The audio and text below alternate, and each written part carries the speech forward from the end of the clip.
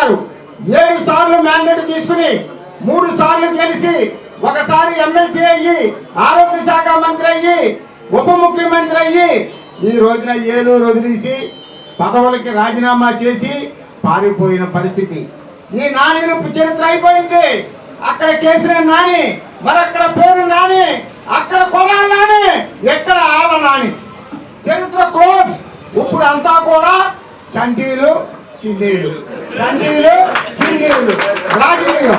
మరి ఈ రోజున ఏలూరు పరిస్థితి చూస్తే 2024 ఎలక్షన్లో పార్టీకి ఏలూరులో చేయని ఒక వ్యక్తికి దిక్కు లేని పరిస్థితిలో ఈ రోజున ఏలూరు ఇన్ఛార్జి ఇచ్చారు అని అంటే వైఎస్ఆర్ పార్టీకి ఈ దిక్కుమాలిన పార్టీ ఎంత దిగజారు స్థాయికి దిగిందో ప్రజలే అర్థం చేసుకోవాలి. అది తట్టుకోలేకే, అది జీర్ణించుకోలేకే ఈ రోజున ప్రతి డివిజన్ లో కూడా